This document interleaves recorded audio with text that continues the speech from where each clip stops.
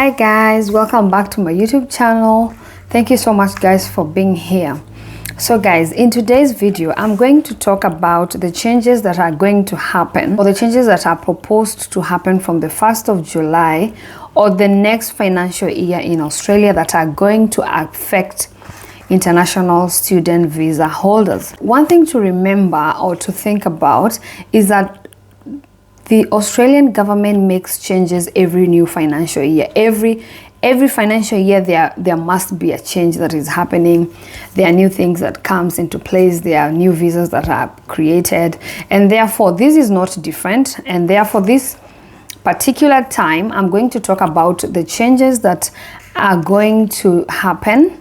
I know I'm almost late to do this video, but better late than never. So if you're planning to move to Australia, just know that one of these changes that I'm going to mention might affect you directly. However, some of you might not get really affected, but yeah, we will see what, and once I mention them, you will see what really will affect you and what will not affect you. Now, number one, what is going to happen is working hours are going to be reduced from, so initially before COVID, students used to work for 40 hours a fortnight, So then when COVID came, the government realized that there was a lot of shortage in the workforce, especially in the health industry, and therefore they removed the cap 40 hours a fortnight for students, and they allowed the students to work unlimited hours. Now they announced a while back that from 1st of July, which is tomorrow, they are going to bring back the hours down from unlimited, but now they are not going back to 40 hours, they are going back to 48 hours a fortnight. That means that every week a student is supposed to work for 24 hours, and the other week they are supposed to work for 24 hours to make 48 hours of the fortnight. Now, and this one will only apply to students who are doing bachelor's, those who are doing diploma courses or certificate. Those who are doing masters, either coursework or research, they are going to work unlimited, and their partners, if they bring their partners with them, the partners will also be allowed to work for unlimited hours. But for those who are working 48 hours, their partners also are supposed to work for 48 hours. The students doing PhD courses, they are going to work for unlimited hours together with their partners, so they are allowed to work for unlimited hours.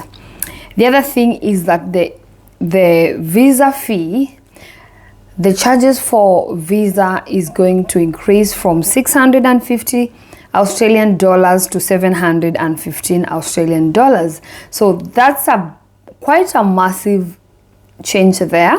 That's a huge increase, I believe, because to be honest, life is hard already right now. The cost of living has gone up, but anyway, the government has decided to increase that amount, so we just go along with what they want. The government has proposed that they will make it compulsory that every student will get their temporary graduate visa after finishing their course, and a bit quicker, because it has been taking time before people get their visas, graduate visa. Therefore, the government has proposed, it has not been really legislated, so we are waiting and to see what will happen. The other thing they have proposed is that the 2 years post-study work rights in health courses and medicine, teaching, engineering, ICT, and agriculture. So those, if you're planning to move to Australia, you might consider doing courses in the industries I've mentioned, because the government have realized they have shortages. They have always shortages in those areas. Therefore, they are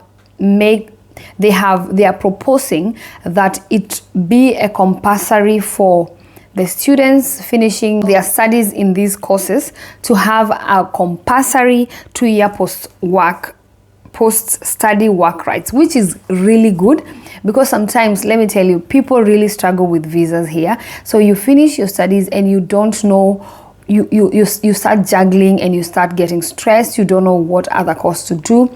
But then if they give you a guarantee of 2 years after your study, that will give you ample time to plan yourself, know what other visa you can explore.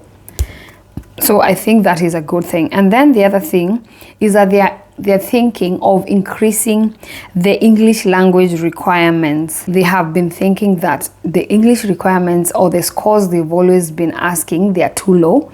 So they are thinking of increasing. And I don't know how this is really going to sit with most of you, because to be honest, once I was a student, and sometimes the English will really delay your life. And sometimes you want to do your registrations, maybe you want English to do English so that you can go to your next chapter, and you keep failing the same thing. And then now if they increase the scores, that will, I don't know how that will sit with you, but to be honest, I don't think that's a good idea. But we ride along as well. We don't have an option. So if this one goes through as a legislation, I think it's going to be tough for students. But anyway, don't you worry. Everything happens, and yeah, people will just make it. People will make it. Don't you worry. The other thing is that they are thinking of removing the GT, which was genuine temporary entrant requirement, and they wanted to change it to a genuine test. So they have proposed this. However, we don't know how they are planning to do the test.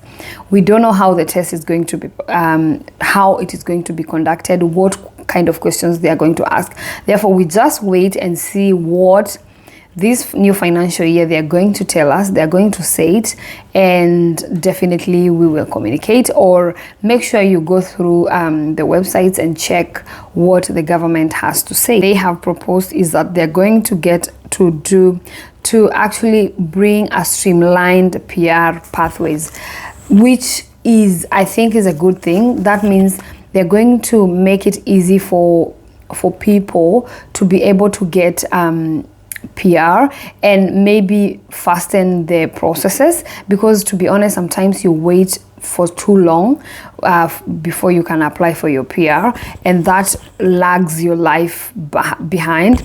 So if this one goes through, and they will bring, of course they will make ways on how to go about it, because it's government, so we trust them. They will do the best for us, for our interest. So we are hoping for the changes to be announced, or to be really effective, to take effect from as soon as possible. The proposed ones, we are waiting for them to tell us what they think or what they have finalized. Therefore, guys, up to there, I'm so glad that you've stayed on this video and you've watched. I hope you've watched from the beginning to the end. Thank you so much for your support. If you have not subscribed, kindly consider subscribing and consider giving me a thumbs up. Kindly, guys, share this video with other people, because I know there are people who will benefit from this video. And something else they have proposed actually is that soon they might not need a bank statement from a close relative, as it has always been, because these changes took effect a while ago. They decided that if you're supposed to provide a bank statement as a proof of funds, that you're supposed to provide proof of funds from a relative and a close relative.